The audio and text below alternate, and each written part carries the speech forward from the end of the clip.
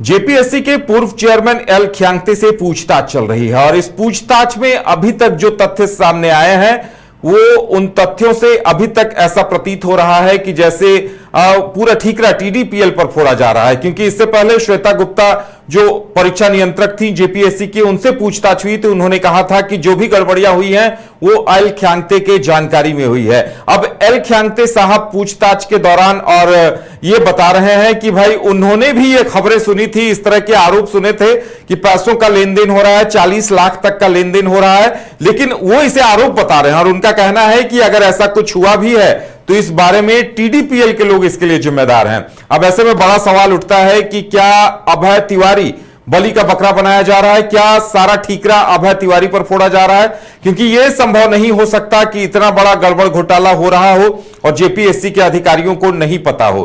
क्योंकि देखिए एल ख्यांगते श्वेता गुप्ता पर सवाल खड़े कर रहे हैं कि भाई जो कुछ हुआ उन्हें नहीं पता, श्वेता गुप्ता कह रही हैं कि जो कुछ भी हो रहा था एल ख्यांगते को पता था। अब देखिए मेन किंग पिंग अभय तिवारी है और अभय तिवारी टीडीपीएल एजेंसी का मार्केटिंग मैनेजर था। उसने खुद को 4-4 परीक्षाओं में पास कराया, मार्केटिंग ऑफिसर के तौर पर खुद उसने ज्वाइन किया था। और जो तथ्य सामने आए हैं वो काफी चौंकाने वाले हैं।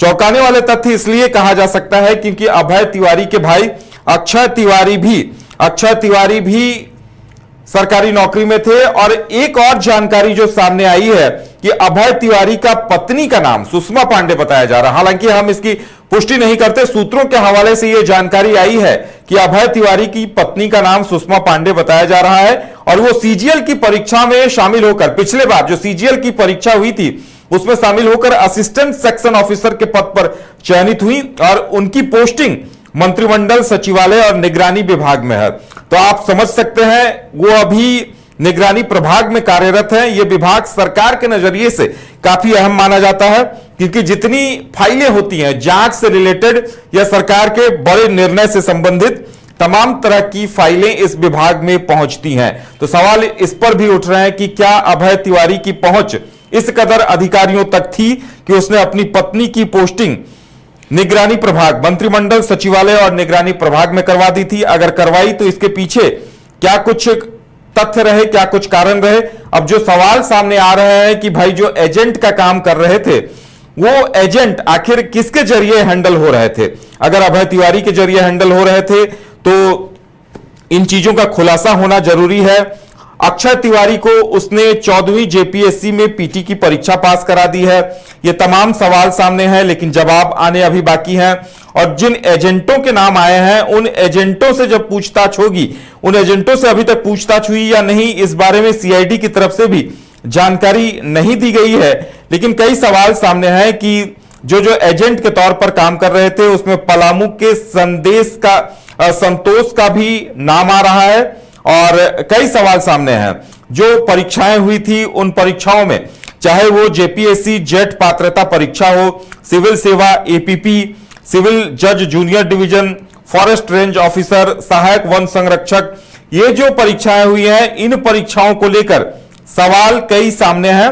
अब इंतजार इस बात का है कि खुलासा क्या कुछ होता है, क्योंकि देखिए जिन एजेंट का नाम आया है उन एजेंटों से जब पूछताछ होगी तभी खुलासा हो पाएगा। लेकिन जेपीएससी के अधिकारियों से रिमांड में लेकर, चाहे वो एल ख्यांगते हो, श्वेता गुप्ता हो, इनके बयानों से ऐसा लग रहा है कि ये बताना चाह रहे हैं कि जो कुछ भी हो रहा था टीडीपीएल और मनोज तिवारी, अभय तिवारी ये कर रहे थे, उनके एजेंटों के जरिए ये कारोबार किया जा रहा था। लेकिन सबसे अहम और बड़ा सवाल यह है और इस सवाल के जवाब से एल ख्यांगते साहब ये कहकर बच नहीं सकते कि भाई ब्लैकलिस्टेड टाइम फ्रेम में किया जाता है। भाई जेएसएससी 2025 में जिस एजेंसी को टीडीपीएल को ब्लैकलिस्टेड कर देती है वही एजेंसी जेपीएससी की परीक्षाएं लगातार ले रही होती है।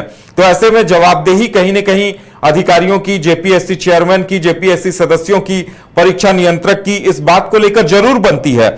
ऐसे में अभी तक जो निष्कर्ष के तौर पर सामने आ रहा है कि कुल मिलाकर अभय तिवारी को कसूरवार ठहराया जा रहा है और जो जेपीएससी के अधिकारी थे वो खुद को अनजान बता रहे हैं। अब जब सीआईडी इन बातों को कंक्लूड करेगी तब जानकारी मिल पाएगी कि तथ्य क्या आ रहे हैं। और 5 दिनों की पूछताछ में अब देखिए 1-2 दिनों की पूछताछ बची है। उम्मीद की जा रही है कि एक बार फिर से सभी को रिमांड पर लिया जाएगा और इस बारे में पूछताछ होगी। वहीं दूसरी जानकारी यह भी आ रही है कि अब एल ख्यांगते से एक दिन और पूछताछ हो सकती है, क्योंकि आज उन्होंने कई प्रश्नों के संतोषजनक जवाब नहीं दिए हैं। उन जवाबों का इंतजार है, उसके बाद ही आने वाले दिनों में यह स्पष्ट हो पाएगा कि आगे क्या होता है, और लगातार पूछताछ का सिलसिला उनसे चल रहा है। साथ ही जानकारी यह भी है कि विधानसभा सत्र से पहले किसी सेवानिवृत्त पदाधिकारी को जेपीएससी चेयरमैन की जिम्मेदारी देने की तैयारी है। इसके लिए अधिकारियों की तलाश की जा रही है और बहुत जल्द, क्योंकि जेपीएससी का मामला मानसून सत्र में उठेगा, उससे पहले सरकार चाहती है कि किसी वरिष्ठ अधिकारी को इस पद पर बैठाया जाए, ताकि आने वाले दिनों में जो परीक्षाएं होनी थी उन परीक्षाओं को संचालित किया जा सके। लेकिन सबसे बड़ी चुनौती अब एजेंसी चुनने की होगी। टीडीपीएल को लेकर क्या निर्णय होगा, और टीडीपीएल की जगह अब परीक्षा कंडक्ट कराने का काम अब कौन करेगा, यह सबसे बड़ा सवाल है और इनके जवाब आने अभी बाकी हैं। घर रहने का मकान भर नहीं, ये खुशियों की तिजोरी है। दरवाजे पर दस्तक देता पड़ोस, खिड़कियों से उमड़ आता आसमां, तारों में उलझी ऐसी ना जाने कितनी दास्तां। कहती हैं चले डायमंड सिटी, एक सफर हम सफर के साथ अपने घर तक। Diamond city, life long bonding, 500 से ज्यादा खुशहाल डायमंड परिवार। जल्दी करें, सिर्फ 200 फ्लैट बाकी। आज ही बुक करें अपना आशियाना।